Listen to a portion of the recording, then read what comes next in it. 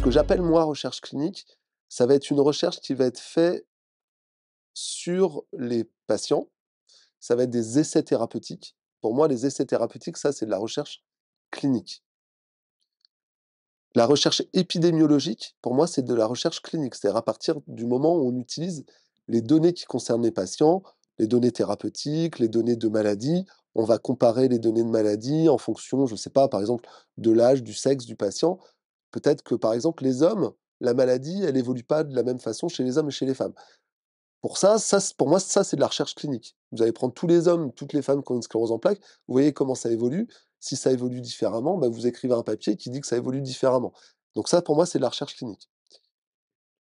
La recherche fondamentale, c'est ça part pas du patient, mais ça va plutôt partir soit de la cellule, donc on va pouvoir travailler sur des cellules, qui vont être des cellules humaines ou pas forcément, ou de l'animal. Donc ça peut être, par exemple, sur des modèles animaux. Des modèles animaux de sclérose en plaques, le EAE, par exemple, c'est le modèle animal de la sclérose en plaques. Pour moi, on se rapproche, on est vraiment dans la recherche, pour moi, fondamentale. Mais si vous demandez à un chercheur, qui n'est pas un clinicien comme moi je suis à la fois chercheur et clinicien, lui, il vous dira que ça, travailler chez l'animal, pour lui, c'est pas vraiment de la recherche fondamentale. Vous voyez? Donc pour lui, ça va être plus de la recherche clinique. Donc vous voyez, c'est un peu variable. Donc, pour moi, la recherche fondamentale, ça va être tout ce qui va concerner la recherche chez l'animal, la recherche sur la cellule, fonctionnement des cellules, des populations cellulaires, tout ça. Donc ça, c'est le fondamental. Recherche clinique, c'est plutôt sur les données qui concernent les patients.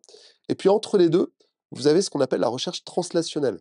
C'est-à-dire qu'en fait, on va prendre à la fois de la recherche fondamentale et à la fois de la recherche clinique. On met tout ça ensemble pour faire une recherche qui s'applique aux patients dans une certaine mesure, mais qui va surtout utiliser en fait des données issues des patients et surtout des prélèvements issus des patients. C'est-à-dire qu'on le matériel sur lequel on travaille est un matériel humain. Donc ça, c'est typiquement ce qu'on fait ici à Nantes. À Nantes, on fait de la recherche translationnelle. Dans mon équipe, c'est de la recherche translationnelle. Il n'y a pas de recherche, très très peu de recherche chez l'animal. On travaille à partir des prélèvements de gens qui ont une sclérose en plaques. Nous, ce qui nous intéresse, c'est vraiment savoir comment fonctionne la sclérose en plaques. Qu'est-ce qui crée la sclérose en plaques? C'est pas tellement de savoir comment fonctionne telle cellule ou dans tel mécanisme. C'est vraiment savoir dans la maladie humaine.